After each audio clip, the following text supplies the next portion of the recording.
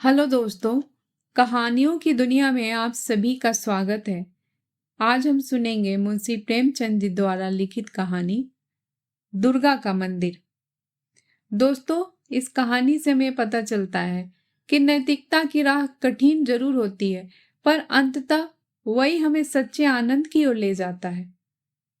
ये कहानी सोचने पर मजबूर करती है कि क्या सचमुच पराया धन हमें सुख दे सकता है। तो आइए इस कहानी को सुनते हैं और उसका आनंद उठाते हैं। बाबू ब्रजनाथ कानून पढ़ने में मग्न थे और उनके दोनों बच्चे लड़ाई करने में। श्यामा चिल्लाती कि मुन्नू मेरी गुड़िया नहीं देता। मुन्नू रोता था कि श्यामा ने मेरी मिठाई खा ली। ब्रजनाथ ने क्रुद्ध होकर भामा से कहा, तुम इन दुष्टों को यहाँ से हटाती हो कि नहीं? नहीं तो मैं एक एक की खबर लेता हूँ। भामा चूल्हे में आग जला रही थी। बोली, अरे तो अब क्या संध्या को भी पढ़ते ही रहोगे? जरा दम तो ले लो। ब्रज, उठा तो न जाएगा, बैठी बैठी वहीं से कानून बघारोगी। अभी एक आधा को पटक दूंगा तो वहीं से गरजती हुई आओगी कि हाय हाय बच्चे को मार डाला। भामा, तो मैं कुछ बैठी या सोई तो नहीं हूं। जरा एक घड़ी तुम ही लड़कों को बहला लोगे तो क्या होगा? कुछ मैंने ही तो उनकी नौकरी नहीं लिखाई। ब्रजनाथ से कोई जवाब न देते बन पड़ा। क्रोध पानी के समान बहाव का मार्ग न पाकर और भी प्रबल हो जाता है। यद्यपि ब्रजनाथ नैतिक सिद्धांतों के ज्ञाता थे, पर उनके पालन में इस समय कुशल न दिखाई दी। मुद्दई और मुद्दालेह दोनों को एक ही लाठी हाँका और दोनों को रोते चिल्लाते छोड़ कानून का ग्रंथ बगल में दबा कॉलेज पार की राह ली। सावन का महीना था। आज कई दिन के बाद बादल हटे थे। हरे भरे वृक्ष सुनहरी चादर ओढ़े खड़े थे। मृदु समीर सावन का राग गाता था और बगुले डालियों पर बैठे हिंडोले झूल रहे थे। ब्रजनाथ एक बेंच पर आ बैठे और किताबें खोली, लेकिन इस ग्रंथ की अपेक्षा प्रकृति ग्रंथ का अवलोकन अधिक चित्ताकर्षण था। कभी आसमान को पढ़ते थे, कभी पत्तियों को, कभी छविमयी हरियाली को और कभी सामने मैदान में खेलते हुए लड़कों को। एकाएक उन्हें सामने घास पर कागज की एक पुड़िया दिखाई दी। माया ने जिज्ञासा की आड़ में, चलो देखे इसमें क्या है। बुद्धि ने कहा, तुमसे मतलब, पड़ी रहने दो। लेकिन जिज्ञासा रूपी माया की जीत हुई। ब्रजनाथ ने उठकर पुड़िया उठा ली। कदाचित किसी के पैसे पुड़िया में लिपटे गिर गए थे। खोलकर देखा, सावरेन थे। गिना, पूरे 8 निकले। कुतूहल की सीमा न रही। ब्रजनाथ की छाती धड़कने लगी। 8 सावरेन हाथ में लिए सोचने लगे, इन्हें क्या करूं? अगर यहीं रख दूं तो न जाने किसकी नजर पड़े, न मालूम कौन उठा ले जाए। नहीं, यहाँ रखना उचित नहीं। चलो थाने में इतला कर दूं और ये सावरेन थानेदार को सौंप दूं। जिसके होंगे वह आप ले जाएगा, या अगर उसको न भी मिले तो मुझ पर कोई दोष न रहेगा। मैं तो अपने उत्तरदायित्व से मुक्त हो जाऊंगा। माया ने पर्दे की आड़ से मंत्र मारना शुरू किया। वह थाने नहीं गए। बोला, चलूं? भामा से एक दिल लगी करूं। भोजन तैयार होगा, कल इत्मीनान से थाने जाऊंगा। भामा ने सावरेन देखे तो हृदय में एक गुदगुदी सी हुई। पूछा, किसकी है? ब्रज, मेरी। भामा, चलो कहीं हो ही न। ब्रज, पड़ी मिली है। भामा, झूठ बात, ऐसे ही भागे के बली हो। तो सच बताओ, कहाँ मिली, किसकी है? ब्रज, सच कहता हूं, पड़ी मिली। भामा, मेरी कसम। ब्रज, तुम्हारी कसम। भामा गिन्नियों को पति के हाथ से छीनने की चेष्टा करने लगी। ब्रजनाथ ने कहा, क्यों छीनती हो? भामा, लाओ मैं अपने पास रख लूं। ब्रज, रहने दो, मैं इसकी इत्तला करने थाने जाता हूं। भामा का मुख मलिन हो गया। बोली, पड़े हुए धन की क्या इत्तला? ब्रज, हाँ और क्या, इन 8 गिन्नियों के लिए ईमान बिगाड़ूं?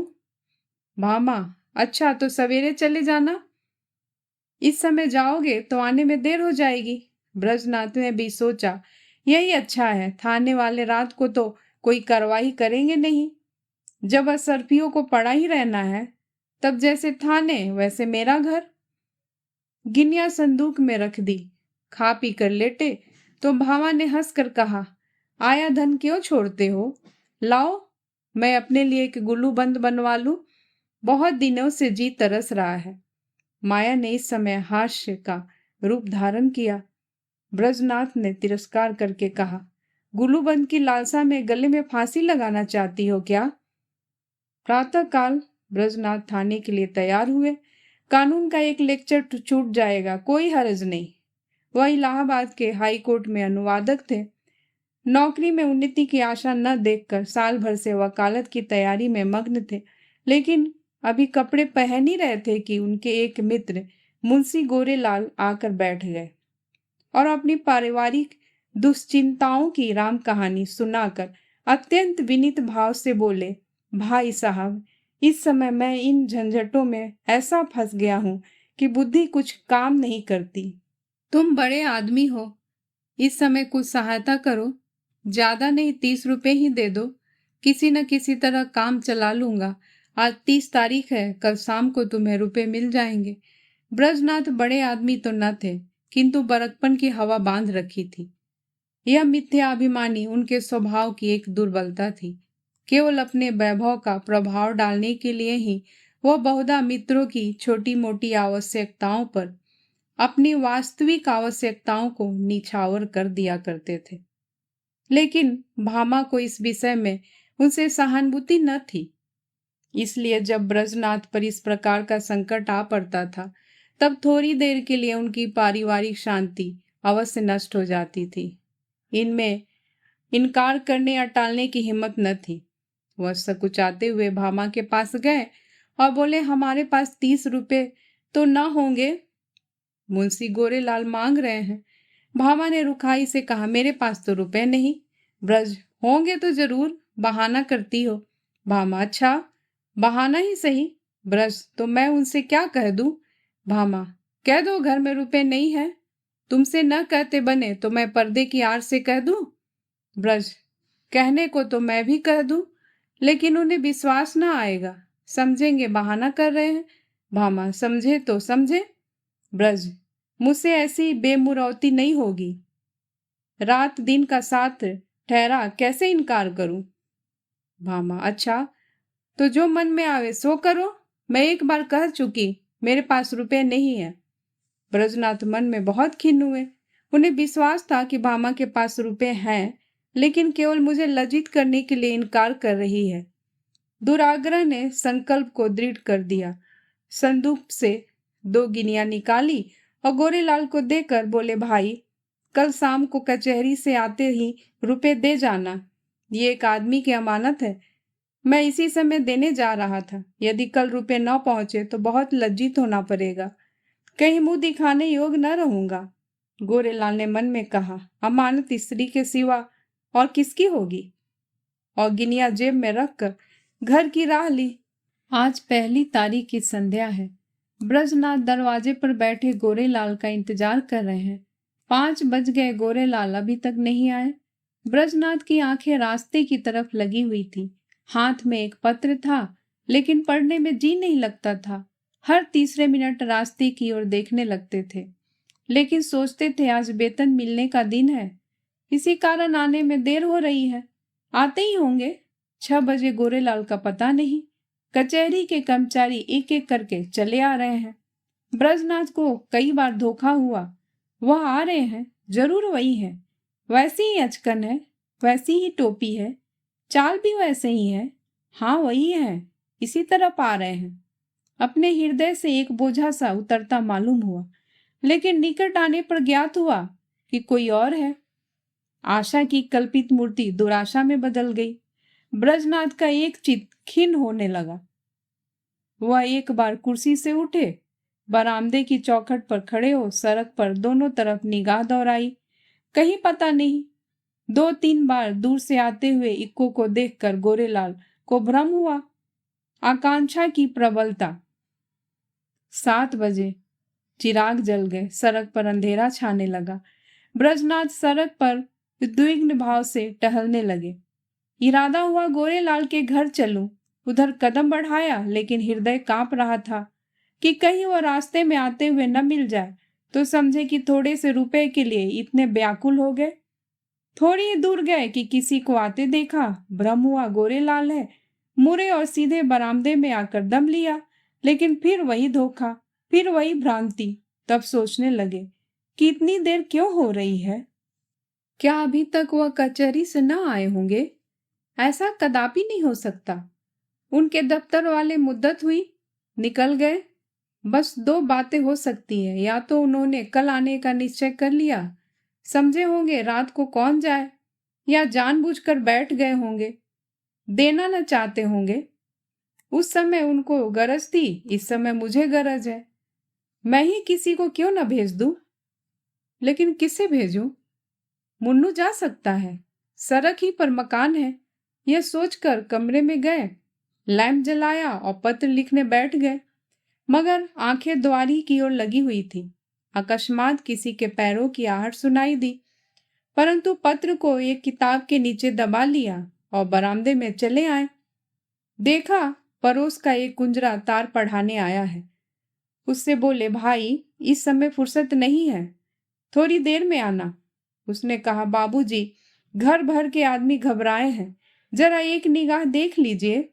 निदान ब्रजनाथ ने झुंझलाकर उसके हाथ से तार ले लिया और सरसरी नजर से देखकर बोले, कलकत्ते से आया है, माल नहीं पहुंचा।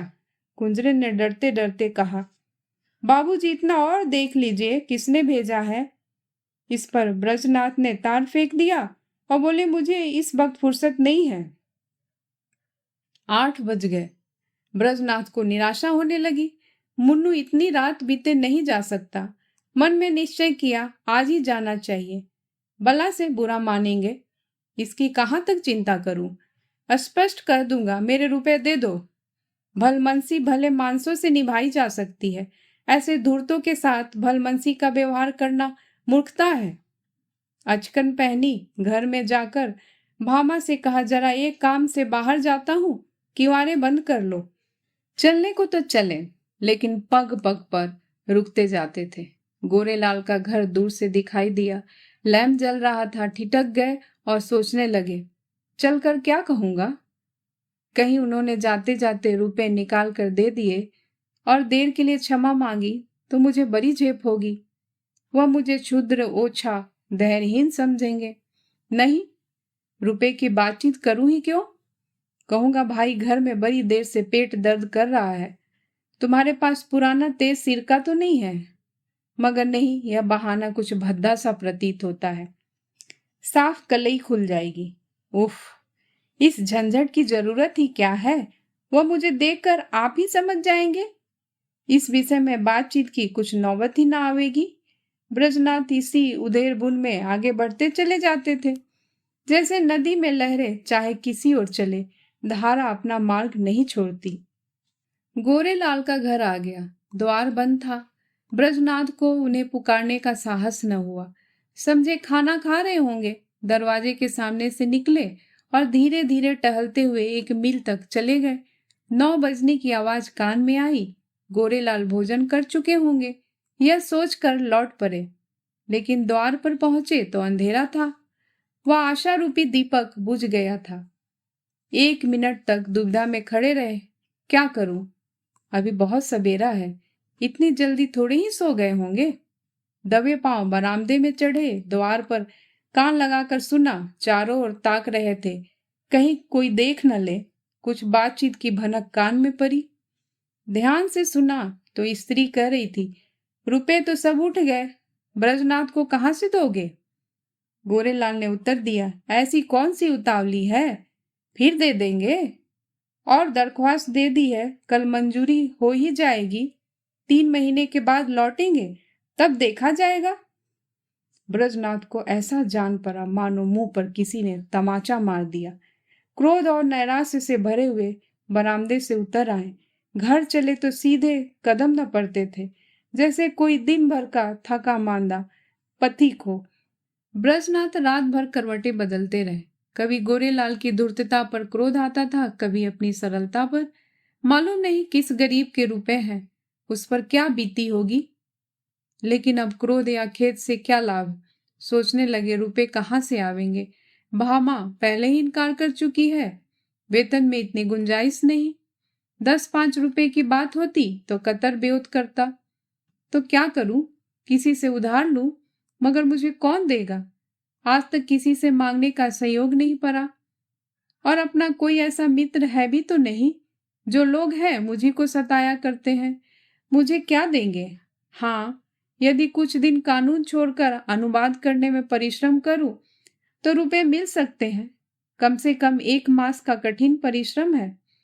सस्ते अनुवादकों के मारे दर भी तो गिर गई है। हाँ निर्दयी, तूने बड़ी दगा की। न जाने किस जम का बैर चुकाया, कहीं का न रखा। दूसरे दिन से ब्रजनाथ को रुपए की धुन सवार हुई। सवेरे कानून के लेक्चर में सम्मिलित होते, संध्या को कचहरी से तजवीजों का पुलिंदा घर लाते और आधी रात तक बैठे अनुवाद किया करते। सिर उठाने की मोहलत न मिलती, कभी 1-2 भी बज जाते। जब मस्तिष्क बिल्कुल शिथिल हो जाता तब विवश होकर चरपाई पर पड़ जाते।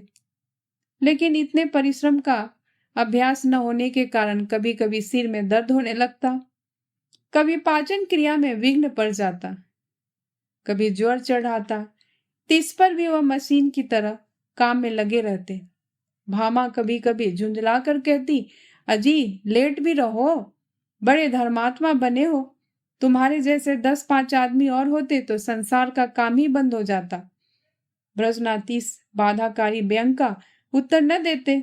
दिन निकलते फिर वही चरखा ले बैठते। यहाँ तक कि 3 सप्ताह बीत गए और 25 रुपए हाथ आ गए।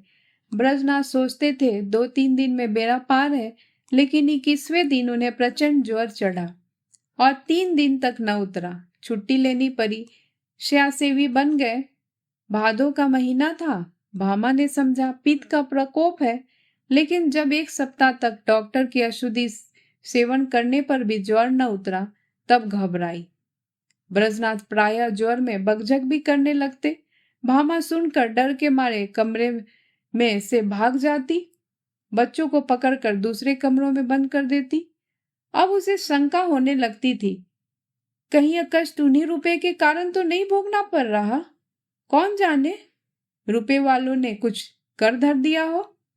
जरूर यही बात है, नहीं तो औषधि से लाभ क्यों नहीं होता।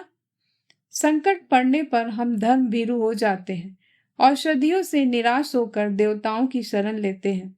भामा ने भी देवताओं की शरण ली। वह जन्माष्टमी, शिवरात्रि और तीज के सिवा कोई व्रत न रखती थी। इस बार उसने नवरात्रा का कठिन व्रत शुरू किया। 8 दिन पूरे हो गए। अंतिम दिन आया। प्रभात का समय था। भामा ने ब्रजनाथ को दवा पिलाई और दोनों बालकों को लेकर दुर्गा जी की पूजा करने के लिए चली। उसका हृदय आराध्य देवी के प्रति श्रद्धा से परिपूर्ण था। मंदिर के आंगन में पहुंची। उपासक आसनों पर बैठे हुए दुर्गा पाठ कर रहे थे। धूप और अगर की सुगंध उड़ रही थी। उसने मंदिर में प्रवेश किया। सामने दुर्गा की विशाल प्रतिमा शोभायमान थी। उसके मुखार बिंदी पर एक विलक्षण दीप्ति झलक रही थी। बड़े बड़े उज्जवल नेत्रों से प्रभा की किरणें छिटक रही थी। पवित्रता का एक समा सा छाया हुआ था। भामा इस दीप्त वर्ण मूर्ति के सम्मुख सीधी आंखों से ताक न सकी। उसके अंतःकरण में एक निर्मल, विशुद्ध, भावपूर्ण भय का उदय हो आया। उसने आंखें बंद कर ली, घुटनों के बल बैठ गई और हाथ जोड़कर करुण स्वर से बोली, माता मुझ पर दया करो। उसे ऐसा ज्ञात हुआ मानो देवी मुस्कुराई। उसे उन दिव्य नेत्रों से एक ज्योति सी निकलकर अपने हृदय में आती हुई मालूम हुई। उसके कानों में देवी के मुख से निकले ये शब्द सुनाई दिए, पराया धन लौटा दे, तेरा भला होगा। भामा उठ बैठी। उसकी आंखों में निर्मल भक्ति का आभास छलक रहा था। मुखमंडल से पवित्र प्रेम वर्षा पड़ता था। देवी ने कदाचित उसे अपनी प्रभा के रंग में डुबो दिया था। इतने में दूसरी एक स्त्री आई। उसके उज्जवल केस बिखरे और मुरझाए हुए चेहरे के दोनों ओर लटक रहे थे। शरीर पर केवल एक श्वेत साड़ी थी। हाथ में चूड़ियों के सिवा और कोई आभूषण न था। शोक और नैराश्य की साक्षात मूर्ति मालूम होती थी। उसने भी देवी के सामने सिर झुकाया और दोनों हाथों से आंचल फैलाकर बोली, देवी, जिसने मेरा धन लिया हो उसका सर्वनाश करो। जैसे सितार मिजराब की चोट खाकर थरथरा उठता है, उसी प्रकार भावा का हृदय अनिष्ट के भय से थरथरा उठा।